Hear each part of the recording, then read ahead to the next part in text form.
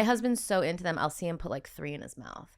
And I'm just like, how are you doing that? Like, and they have a slow drip of like flavor. So your whole mouth is like whatever the flavor is. Can you taste it when you kiss him? Like, can you tell if he's got some in there? I don't know how often we kiss.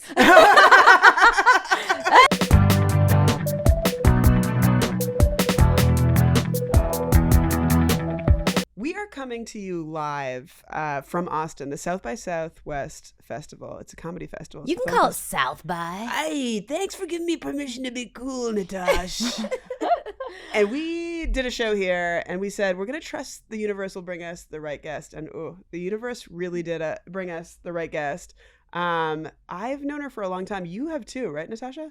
Well, the first time I saw you on stage, I was like, oh my God, she's so hilarious. You really are very talented. Well, I've been a huge fan of yours forever, too. Yeah, we know each other back from Canada days.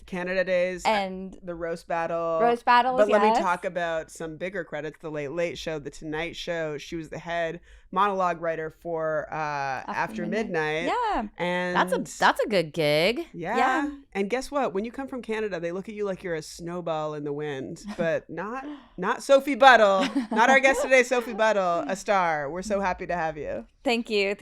Yeah. But it is also like the first season of the show, I was writing the monologues myself. Like, it was just me. No way. And so I do think that is something that only a Canadian would take. Yes. Because in Canada, they would only have the budget DP, for one person. And you've got to go get liqueurs for the host. Yeah, you have to get everyone coffees too. And so only a Canadian would be like, oh, perfect, a job for one person. And you're going to pay me? Oh, geez. Yeah.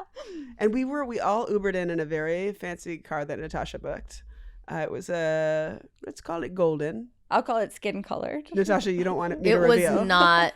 Well, I felt bad because I was like, we'll get your car to the studio. And then I was in a hurry, so I pressed the first lift, and it was kind of a dilapidated. It had a lot of tape holding it together. But what was amazing Sabrina is that you know it's good when there's tape on the trunk.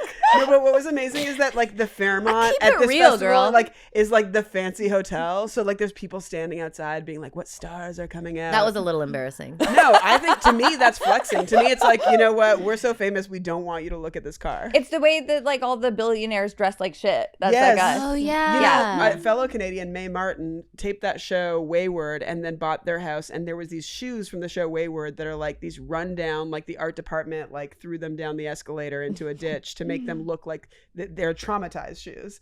And Mae wore them every day because they loved them, and then they were getting all these great quotes from contractors, and I'm like, oh, of course they think you're like a homeless person that just found a house and like they'll be lucky to squeeze $20 out of you. That's a good flex. It's a really good flex.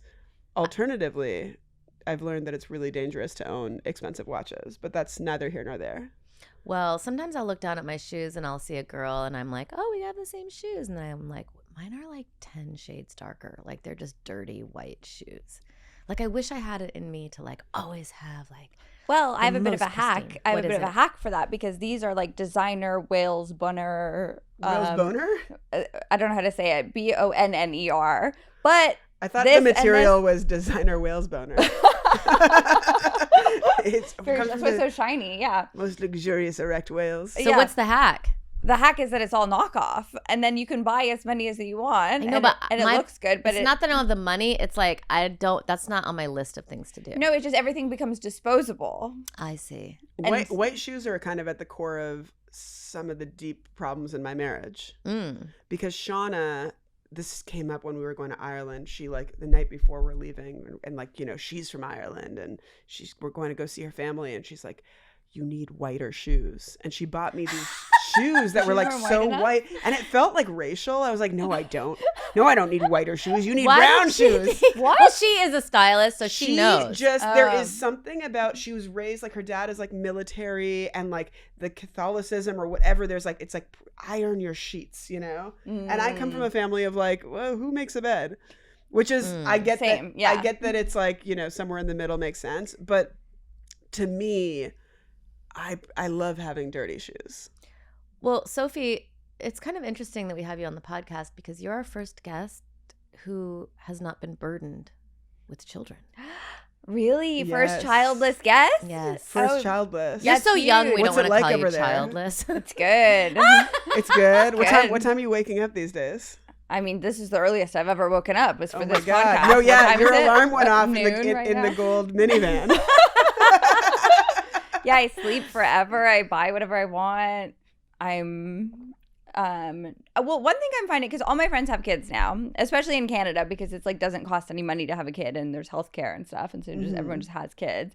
And I'm noticing that I'm going around and meeting all my friends' kids. They're all growing up, and I feel like my friends are getting bullied by these kids, and I'm feeling very protective of my friends. How are they getting bullied? Well, I go to my friend's house. She has like a toddler. Her toddler like grabs her by the scruff of her collar and is like, I need something. Yeah. And you're just kind of like, and it's like, obviously you're a mother, you're going to let your kids kind of roughhouse you a little. No. But it's hard to watch. Like, it's hard to watch my friends get like pushed around. Physically, I know what you mean. Sometimes I'm like sitting there trying to eat or read, and all of a sudden I'm like, why is she on top of me? Yes. They do want to be on top of you. They do want to, like, I feel like they are most comfortable when you are being crushed, one part of your body, and they have no idea what parts are like okay to stand on and what parts are actually going to cause the elbow hip in my damage. clavicle. Yeah. Like for her to Yes. get up, she'll put her elbow into my clavicle. flying elbow, the only way to get up. Yeah, and then my favorite aunt and uncle have one son, and I remember when he was like maybe 2 or 3, she was sitting on the floor, her legs were out, and he just like jumped up and slammed both of his feet into both of the tops of her knees.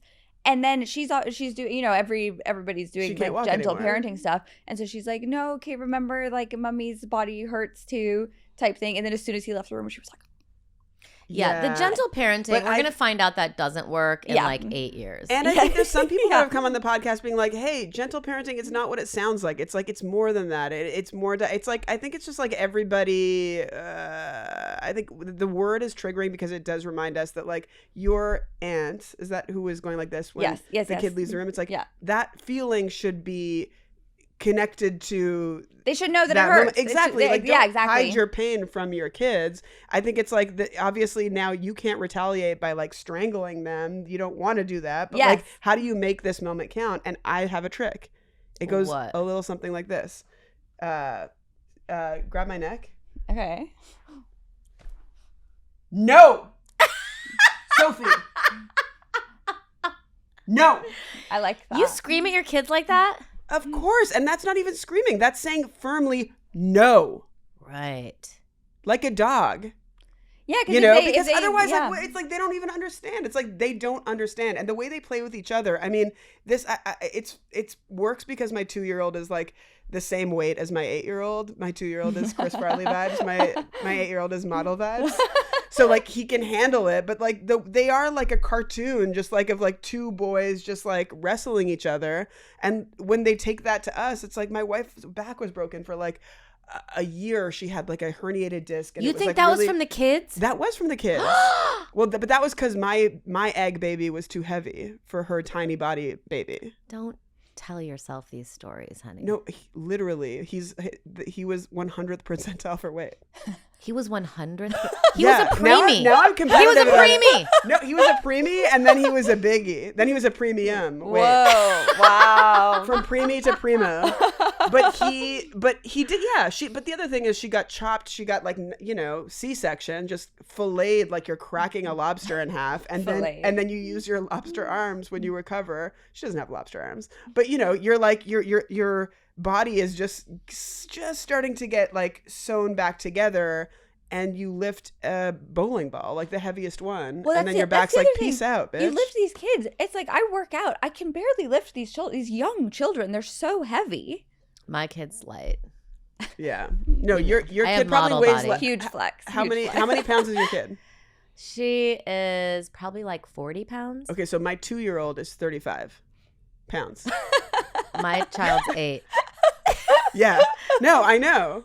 It's incredible. Now I'm competitive about it. Now he's starting to slide in the rankings. Now he's like 93rd percentile in weight, and I'm like, we got to get him some more waffles if he's gonna keep up his record. Whoa. Wait, so Sophie, tell us. I know you're very close with your mom. So you're such a successful, confident woman. You're still like very young. You're doing all this like amazing stuff. You've changed countries. Like, what was your upbringing like to create such a gem? Yeah, I think that it's all my mom. Like everything that I do is like I'm trying to be like her.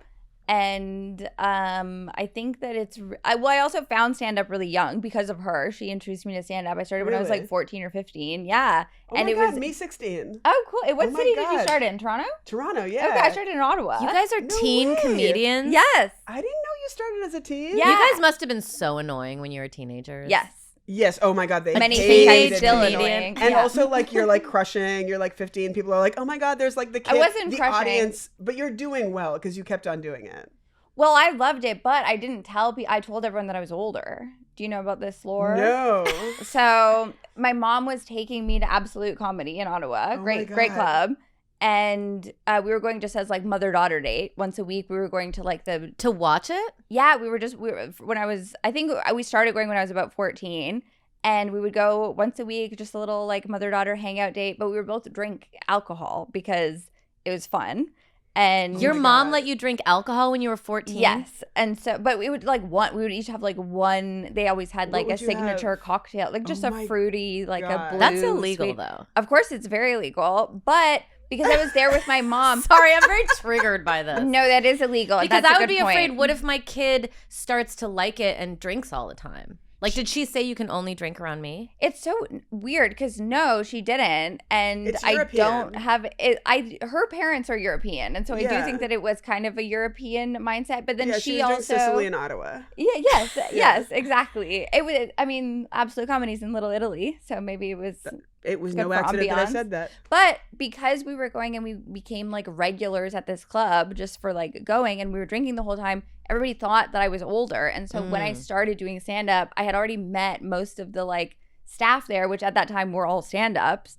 And so I was like, had kind of already made some friends in the community under the assumption that I was But you drinking look age. young now, so how did you look like you No, were I've always looked 20 when you older. were 15? I've always looked older. Like I think I've always kind of looked 30, and so now I am 30, and so I look a little younger or something. But it's like You've always looked 30. I've That's always so had really funny. big boobs. I mean, big boobs does really big it. boobs. My mom also has really big boobs. My grandma also has really big boobs. When did you get big boobs? Early. And so I think that like big boobs kind of just open a lot of doors alcohol wise. Literally.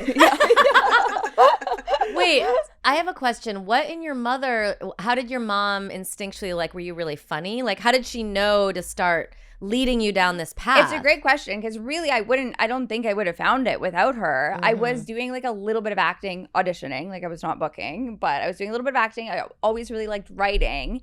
And so I think that she was just really, now what I think it is that I was like not doing well in school, had pretty severe undiagnosed ADHD, like really couldn't really, I wasn't going to excel in the academic path. And I think her instinct was like, let's try showbiz, which in Canada is like, what are you going to do? In Where's Ottawa, the ceiling? it's like being like in Antarctica and being like, let's be a swimsuit model. yeah, There's not a yeah. lot going on there. Yeah, but I think because she's also an artist, she's a painter, and all of her friends are painters, and so like when she got pregnant, she went to school to become a teacher, and she became a high school teacher, for food for the baby or whatever. Yeah. But I think that she's very like open-minded to a artist life. Well, I think when you are an artist, you're kind of like, I'm going to get my kid latched in and on a track that's connected to passion early, right? I know. I just have this very basic, like, kind of instinct that I hate, which is like, I want her to like get A's. No, that's good. That's good. I think Don't want her to get AIDS. I know what you mean. I didn't get A's. I said AIDS as a joke. Oh, A's. Yeah. But I mean, I witnessed the whole thing, and so I enjoyed it. I get stressed out at the idea that she won't be good in school and that she'll No, be but like you you. But should. it's good because you're so successful. So No, but I think that this was kind of maybe a Hail Mary because I was not doing well in school. And so I think probably it's an easier path in life to succeed in school. And I wish that I had gotten diagnosed with ADHD earlier, which I know people don't really believe in, but like I got diagnosed as an adult and I have medication now and it's changed my whole life. so you couldn't focus when you were a child. You just remember, like, what was undiagnosed ADHD like as like a middle schooler? Yes. Can't focus, can't get organized. I was always going for walks. I was always like Standing up. pretending that I Yeah. had like some emergency in every single class. Every single class. An emergency? Because I was on the student council for 1 year, but then I pretended they just like kind of that made it seem like I was always had some business, student council business. So for the rest of my entire high school career, I was just like, I've got to go do the paperwork for the school dance.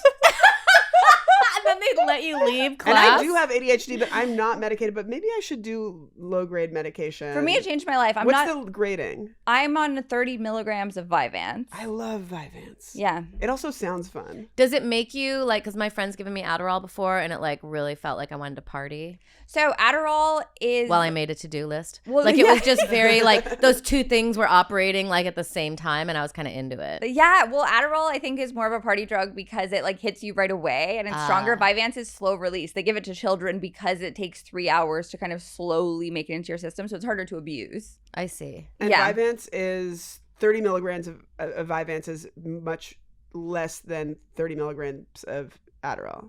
Is that true?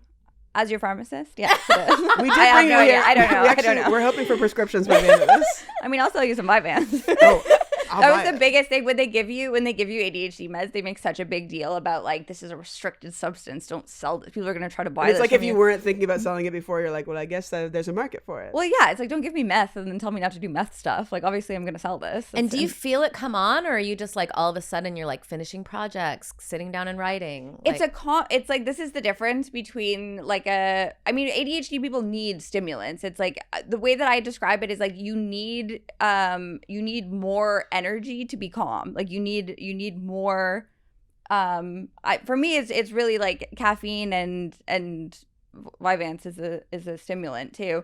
I need like this crazy burst of gasoline in order to be still. Wow. Yeah.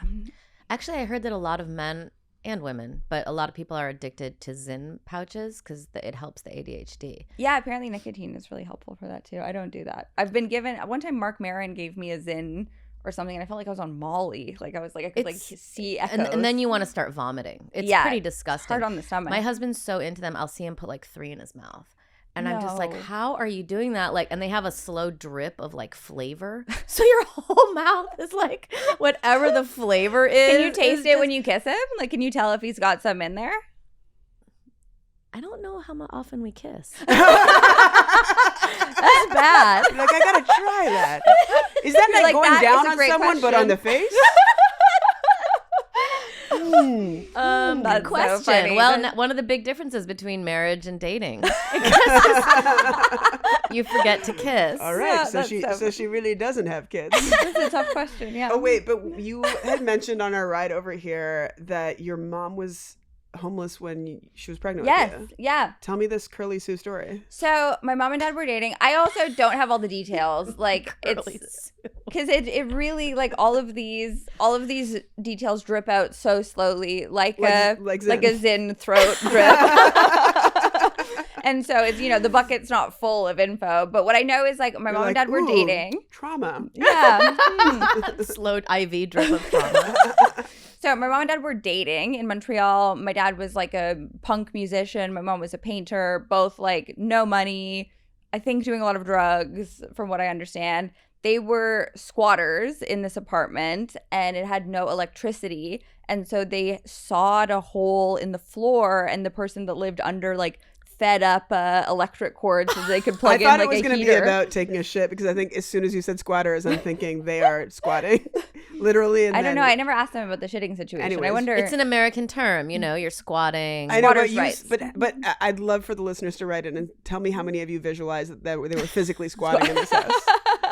Okay, so the electricity's being illegally fed up. They plugged in like a space heater to that because Montreal is, very cold in the winter. And so my mom got pregnant, and then I think pretty quickly my dad fled the scene, moved to Vancouver. I've got to go check with the student council. There's a dance in Vancouver. Yeah, just kind of busied himself. But Yes. yeah, exactly. Very ADHD. I think that he has ADHD too. I think it was very much like, I have a project I have to go start in Vancouver. So pregnant, she was left. She's pregnant. She was left. And what I don't understand is why she was homeless, why she couldn't just continue squatting on her own in this apartment. Because if you're not paying for it, I don't see how it Pregnant could be is the taken best from time you. to squat. Yeah, right. You yeah. get More that's natural the pose. peak time of people being nice to you. Yes. Yeah. Truly. Don't expect it once the baby comes out. Yeah, and so she said she would like couch surfed like on her friends' places and whatever for most of her pregnancy. And then I assume when she gave birth, she did acquire an apartment of some kind because enter the drawer. Yes, so the because I drawer. didn't have a crib, my mom kept me in a drawer. And I actually was talking to her about this recently because I find it to just be very cute. Like, to me, it feels like a children's book or something, you know, and you put your baby in the drawer. And she doesn't talk about it with any, like, I don't pick up any trauma from her. Like, I think she's very, she went to McGill for, like, abstract theoretical math. Like, she's a very, like, big picture universe kind of person. And so it didn't seem like it was, like, registered as trauma to her. And she told me that she got the idea for the drawer because they were filming a, like, indie film in her apartment, which I'm confused about the timeline for apartments, but they were filming an indie film in her apartment. It must have been when she was like quite pregnant. And they wanted an apartment that really looked like a kind of homelessy single mom. And so they found my mom's apartment. Good location scouter, obviously. Yeah. Found the right place. And in the movie, they kept the baby in the drawer. And no so she was way. like, perfect. Like, don't need to get a crib. I know someone Genius. else who was kept in a drawer. I think it's a thing. Who was it? Polly Shore. What's the deal with Pauly Mitzi Shore? said that they would go to Vegas, you know, and they were always you know, she was always with her husband was a comedian, Sammy Shore, and they would go Yeah. to Vegas. And I get the lore. I don't know if this is true, Polly. He could tell you more. I'm Well, sure. he'll be on next. But he said that they kept him in a drawer, and then she said, I do a good impression of Mitzi Shore. Let's see it. In addition to keeping him in the drawer, she said, I wanted him to be funny, so I didn't come when he cried. I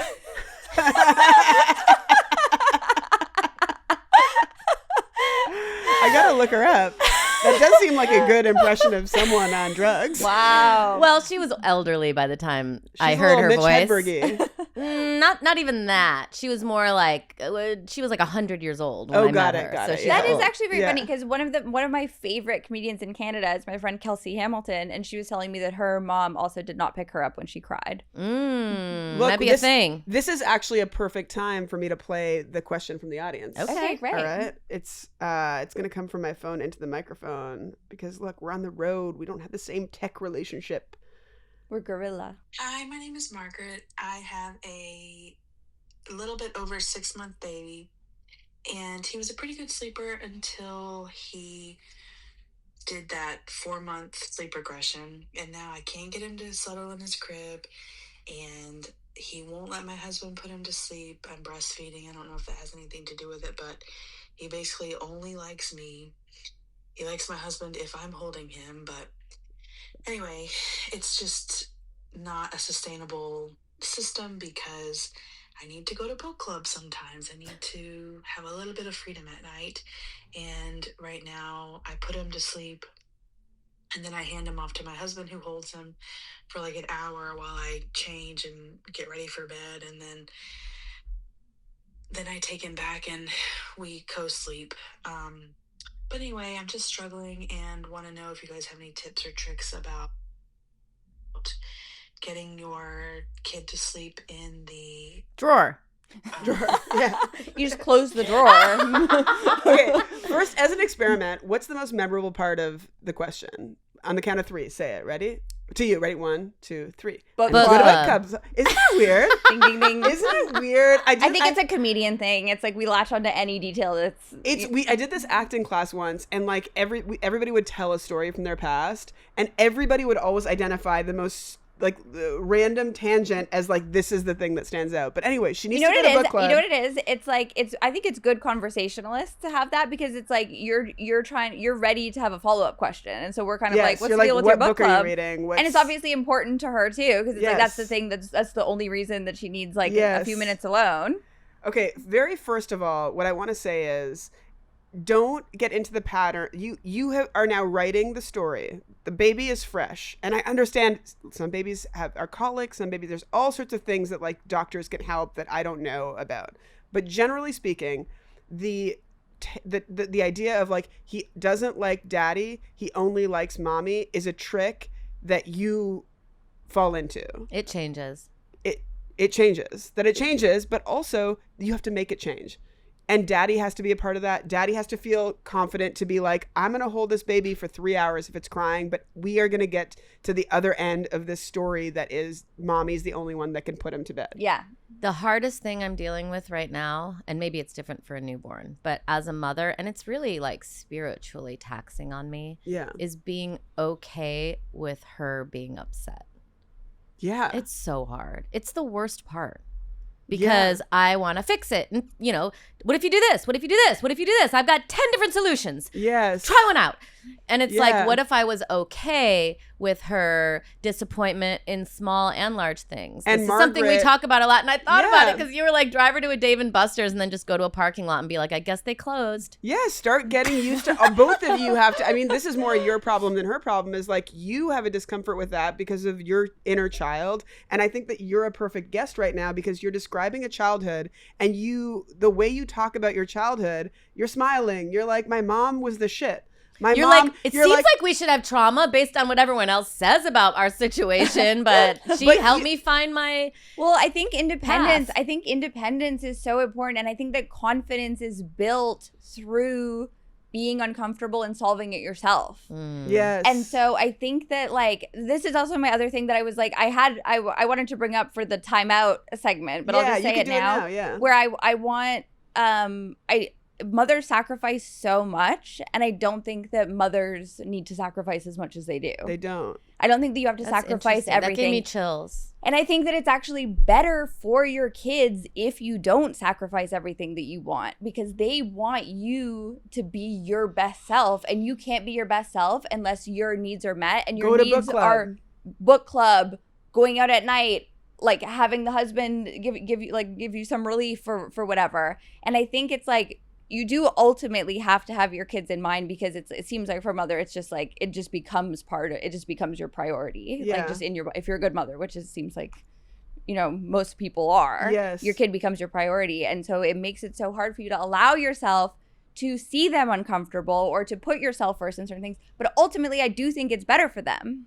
And it's hard because it's a rhythm that you get into, right? It's like almost like a workaholic. You can identify as a woman, you can see a man that stays at work all day, all night, and he's framing it of like, I do it for my kids. And it's like, no, you're tipping over into an unbalanced relationship with this thing that is important for your family. Or you want wealth in in an amount that doesn't have an end. But I think there's a correlation between the trap of mothers that carry the baby and the the job starts from the minute they enter your body, and everything changes within your body. So like, what lengths won't you go to make their life protected and perfect? But what you're saying is so true.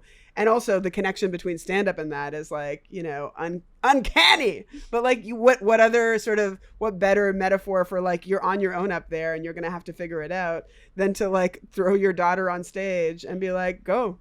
Yes, but if you think about everything that you like about yourself, it's all of those qualities came from a situation where you were alone or uncomfortable, and you got through it.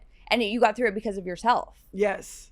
Every point of confidence you have in yourself is because you were left to be independent during your developmental years and older, and as an adult too. Yeah. At different stages. But I think that like fully a confident adult comes from having some unsupervised problem solving time as a child. This is so hard for me because like both me and my husband, we have an only child, and we both dote on her. And I don't know how to not do that. I don't think I think there's a difference between where doting crosses over into an inability to allow them to fail, an inability to allow them to be sad. They call it snowplow parenting. Do you know about this? Snowplow? What is like that? The parent comes, and it's not just helicopter. They come. I'm not saying I do this. Yeah. But they come in front of the kids to get rid of all obstacles, so they can just like go nicely and not have to trudge through the snow.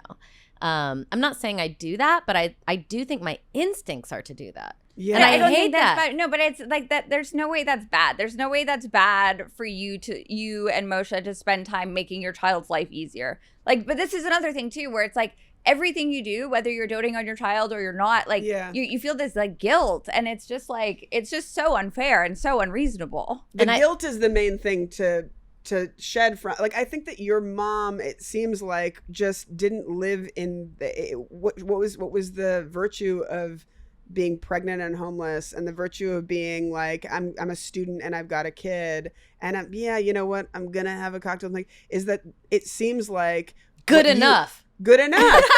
Yeah, and that's like kind of what we're aiming for, is like having conversations around like, yeah, that's true, and it's a good reminder that like, whatever anybody's perspective, we only know what we know. Like, I've been walking around South by Southwest telling every woman to threaten to leave their husband as like a negotiation chip, because I saw it work for a friend of mine, and I'm like, you know, it's like that's like a piece of information that now I'm like spouting. And obviously, well, this is something that we were all kind of brainstorming in the car, is that I think that ultimatums have really been vilified because it helps women. Yes. And so because I've always been like, oh, I'm not going to do ultimatums. That's so naggy or whatever. And then now I'm kind of like, well, if you do really want something that's not happening, maybe it makes sense why people jump to what that. if I walk? Yeah. What if I walk? I mean, and that's what we do with our kids too, and that's what we have to be comfortable doing. And with that's our what we kids. do in It's like, business. That's what we do in business. There's like, I'll walk. Yeah, it's like, I might not be a part of this contract. No, I'm not getting the LaCroix, but I will do the camera work and I'll write the monologue. Yeah. And I need travel and accommodations. That's right. Yeah. Sophie, do you want to have a girl, since you were Yes. you were an only child, right? I'm going to cut you off. Yes. And this is kind of my problem. And my boyfriend really doesn't like it when I talk like this. But I would have a kid tomorrow if I could guarantee it was like me and my mom. Aww. So you're like, you're out of the know. picture, honey. No, I'm like worried I'm gonna have a boy, because I don't have like, I've never seen like a son mother relationship where I'm like, oh, that looks really fun for me. No. What Yes, about and I got two. You come I haven't met them. You gotta them. watch I don't my know. Instagram reels. Okay, I'll start watching your Instagram reels. And 'Cause are you guys still close, you and your mom? Yes. Aww. You haven't seen one good boy? I'm so girl, like everybody in my life is a girl. I love girl, except for my boyfriend, who is like very raised by girls, like 2 older sisters, mom, like Yeah. like my boyfriend is the most girl, like he's one of the girls. Yeah. And so Well, but everything then you could in have my a boy life, that's one of the girls. I would just have to have that guaranteed in writing. You have to use that WGA money that they're giving you Yes. to do the You have to freeze do the some CRISPR, embryos. do the CRISPR, Freeze do the the embryos, CRISPR but, one. but Sophie, you can test the gene. You can No, put but I in- also don't want to do that. I feel like I should. Come on. No, this is where That's you're too being. high It does maintenance. seem That's like a too high recipe maintenance. for like This is where a you're being disappointment. It has to come up organic. I was actually, I've been working Sophie, on this. can we just pause on that? All Yeah. you want is to have a daughter. Okay, first of all. Second of all, you want to have one later in life. Yeah. Right? So, and third of all, you are Writers Guild, so you have $30,000 under Carrot Fertility, Yeah, which plug everybody it. should, WGA, but also everybody who's in a union or working in a place where you think you have some leverage. There's your ultimatum. You go, hey, But this is something- Carrot Fertility, I want it on my insurance in the next calendar year. I'm trying to freeze some embryos. You're stealing my You're fertile absolutely years. right. First of all, you're absolutely right. And Yeah. this is something I'm working on with my therapist right now, is that I'm very obsessed with things coming up organically.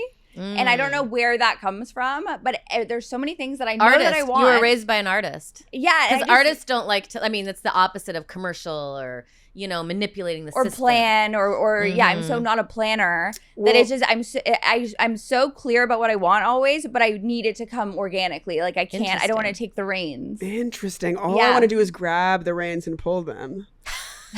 But also, I'm so passionate about talking about fertility, and I just want to say, like, organically, you can have a baby organically in the next 5 years, likely, and who knows? Nobody knows, because some people, like, find out. But there is, and I'm sure you know, because you have friends with kids, there is not enough chatter around how absolutely pertinent it is to preserve your fertility if you have the means, and you have the means. No, totally. So I wanna as a freeze my backup, eggs. you want to Yeah. freeze your embryos. Embryo. I 'Cause froze embryos- eggs. You can also do that. You can also do that, But but- if you know who you want as your partner, you can do the embryos. Yeah, because also We'll do in some your, of both just in case. in your Yeah. experience, Yeah, of free- exactly. Do some spare ones. That's a good ultimatum. I'm like, I'm gonna do both. No, We'll doing see. both is actually That's really very powerful. Yeah, and you also Keep him have on his toes. you have within keep him on his toes truly, and you're like, which catalog am I looking at? Yeah. buddy. Yeah. But I'm there is- going shopping for sperm. Yes.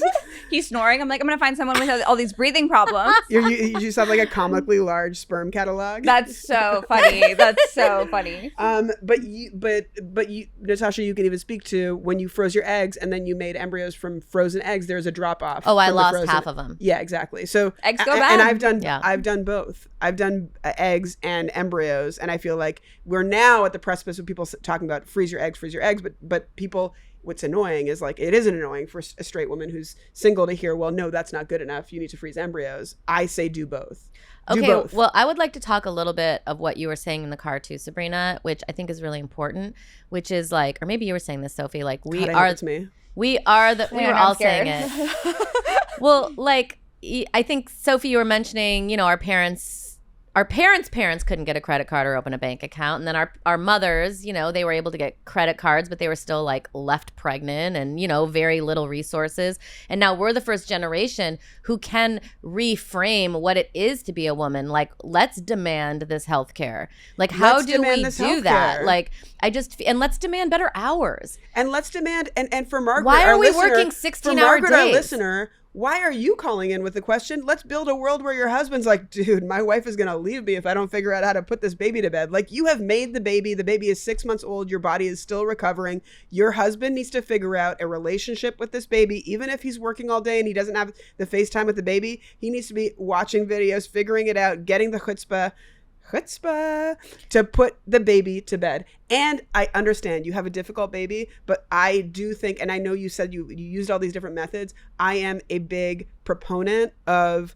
the baby's got to cry. And if the baby's crying for 2 hours, of course you don't let it cry for a full 2 hours. You go in at different ratios, and it's going to be really hard, but eventually the baby is going to learn, no one's coming for me. I'm exhausted. I'm going to sleep. And that first day that it's like just one cry and then it goes to sleep is a lifetime. It's the beginning of the rest of your life. I think it's a mindset too, like sharing responsibility. Like, I often forward Moshe the emails from the school that only come to me. Oh my God. Why are they only coming to me? Like God. The personal emails, like make sure she remembers this. It's like, okay, like it's like we're always late to her class. It's like so hard to figure it all out. Like it needs to be more of a shared situation, and the myth has been that it's only the woman can do it right, and it's like that's the thing that we need to let go of. And that's a thing, as like the dude in my relationship, Shauna is very specific about how she wants things done with the kids, but I have to say to her, when I'm taking care of them, they will be safe,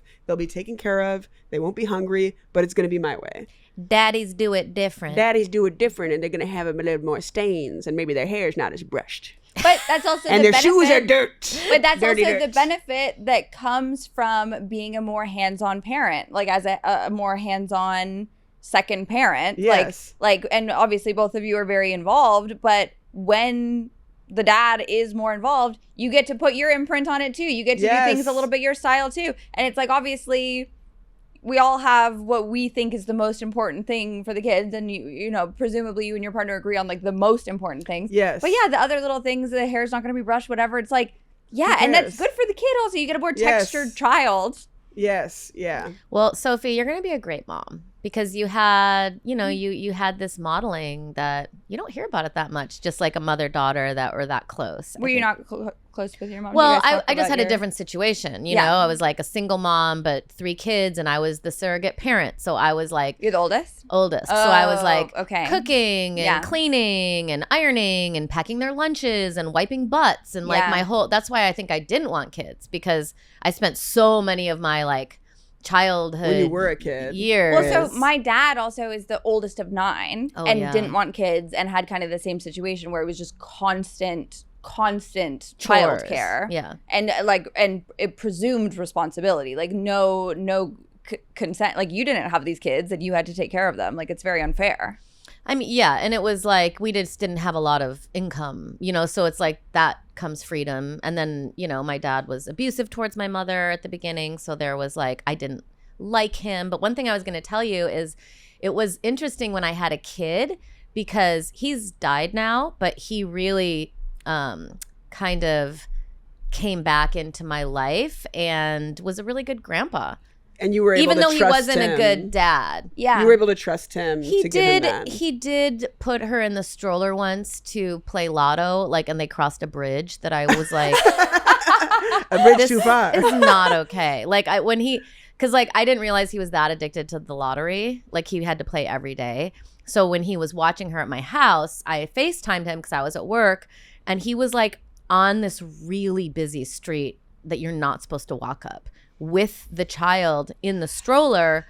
You know that bridge in Glendale, Yeah, like going to yeah. Atwater? Like that's not like a walking No, bridge. you don't walk there. But he was doing that, and I was like, what are you doing? He's like, I just got to play lotto. And I was like, what? Like that was the only thing I was I remember I just started. We don't let that daddy put baby to bed. But I'm just saying he was the only one who came and visited all the time. And like, I'm just saying like sometimes people can redeem themselves. That's all. Yeah, and a lot of people talk about that, about somebody, like, you know, not great parents kind of end up showing up more on the second round when they become grandparents. Yeah. Mm-hmm. And it's kind of nice. It's almost an redemption apology. chapter. It implies they know there's a better way. It's like, see, I could have been doing this. I know. Do you feel any resentment, though? Because it's like, obviously, you're like glad that he's, you know, showing up for your daughter, but are you kind of like annoyed that he is capable of that? I feel like when you're a parent, you'll kind of take whatever you can get. Okay. You're like, if your wife is going to do the dishes and. No, but that is a forgiving aspect to you, because some people, I know people that had dysfunctional relationships with their parents, and they're like, you're not coming near.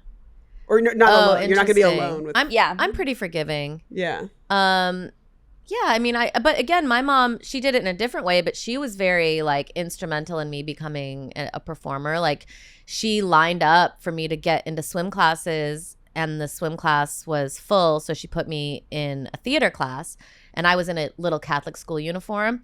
And so they remembered me, and they called the Catholic school, and they were like, we need a kid for our performances. She was good.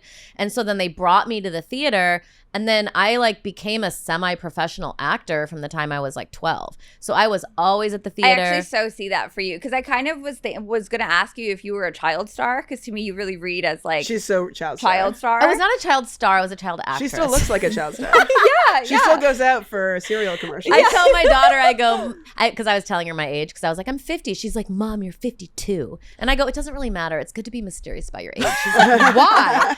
And I said, everyone in Hollywood is. I go, ask me my age. She's like, how old are you? I go, my age range is 11 to 47. I don't think she quite got it, but like, I was just trying to, I wanted her to see I was being funny, but I wasn't really lying. But No, you're teaching her how to be a woman, and I think that's really important. I go, it's just not really people's business exactly how You're old teaching you her to are. be glamorous, first of all, which is absolutely crucial for a child. That's true. And Natasha's she daughter is. already has Botox, and that's crucial. No, but I just think, not all parents would let their kids like do matinees on Wednesday and drive them everywhere and let them hang around. I mean, I was like hanging around full on adults. So All day long. what I'm thinking is like one takeaway from this episode is like, really what really matters in a world where we're like, don't beat yourself up about doing too much. Don't beat yourself about doing too little. But like the thing that really matters is if your kid is passionate about something, at the very least, invest in that passion in whatever way you have energy for. Mm-hmm. That's the most important. Is the hair brushed? Who cares? Are the My teeth falling out? Who cares? My biggest fear is having a kid that's not passionate about anything. But you don't have to worry about it. Yeah. Because you're going to be like a Thelma and Louise mom, like your mom. Yeah. Riding Or into the their sunset. passion is something dangerous. That sucks too. Like my daughter loves Like to cigarettes. No, but like, aerial silks. BMX biking. Super Dave Osborne. I'm just saying, like, I try to like say a prayer that I want her to be passionate about something that makes the world a better place and that she can have perseverance. Yes. And, Her on the aerial silks could make the world a better place. I saw Pink perform aerial silks and it. Me too. Crazy. Yeah. All right. But just she might be the only girl on the silks with a helmet, and that's okay. I won't make her Wrist wear a guards. helmet. Sophie, thank you so much for being on Good Enough. We're not doing Trash and Treasure. I thought that you have another one? Yeah, I did Oh, that. You don't Trash even and have a Treasure. kid. She's like hooking us up here. She's got time to prepare, you see. We were doing Trash and Treasure. What do you Trash and Treasure? You guys didn't prepare a Trash and Treasure? We usually put it on the guest because guess what? The listeners have heard our trash. They've heard our treasure. And basically, it's the thing that you would treasure from your childhood and the thing you would trash. Put inside that hole that goes into the basement. Well, the reason I think it's so important to bring up the trash one that I thought of is because I feel like I've done so much, I've built up my mom so much, and I do think she's perfect in every way. And one of the ways I think she's perfect is how imperfect she is. Oh. And so one of the trash things is my mom and I are both big Woody Allen fans. And so we love Woody Allen movies. I do too. And my mom has always been such a Woody Allen apologist. Still to this day. I remember, well, this is the thing. So as a child, I remember her explaining to me, not as a child, but I'm sure it was somebody on Family Guy made a joke about Woody Allen. I'm sure it was something. And I was like, what's the deal with Woody Allen? Because we love him. And she's like, oh, Mia Farrow's crazy. That was always her. The deal is that the woman is crazy. She did mental silk gymnastics. Honey, women lie. Yes, women are liars and a horse. Hey, Yes. he can be a terrible guy and she can also be crazy though. That's right. Just saying. Ding, ding, ding, That's ding, right. ding. Correct. And so You're describing most of the people I know. Yeah. Well, because I was doing a little bit of child acting myself, I found out recently that my mom mailed my child headshot to Woody Allen. No. With those tits? When I was 12, before tits. And he probably doesn't like tits anyway. No, and nothing came of it, obviously. But recently, obviously, Epstein files come out. Woody Allen's all over it. And so I'm talking to my mom and I'm like, have you decided to change your tune about Woody Allen because he's so much in the Epstein files? She goes, is he? She's Is he? Did your headshot come up?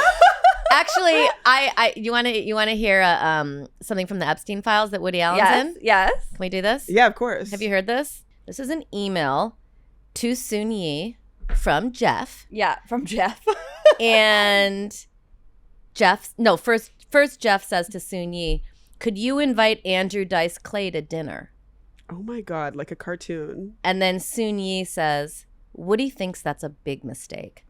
He said he's a good actor, but a workout to be around. And then loves Soon Yi with a black heart. Or a black balloon. I thought you were going to read the email where she's like, oh, it's so awful that all these young girls are accusing you. They're absolute monsters for doing this to you, Jeffrey Epstein. And I'm like, Soon Yi, blink twice. Frankly, that's one of the most telling things about the Epstein files, that there's not a bunch of people being like, oh, I can't believe they're dragging your name through the mud. Everyone's just kind of like, oh, got caught. Oops. Yes. That sucks for Andrew, though. He couldn't even get... Andrew Dice Clay? I'm not catching strays in the Epstein files. Honestly, one of Natasha's biggest flaws is that in that moment she felt bad for Andrew Dice Clay.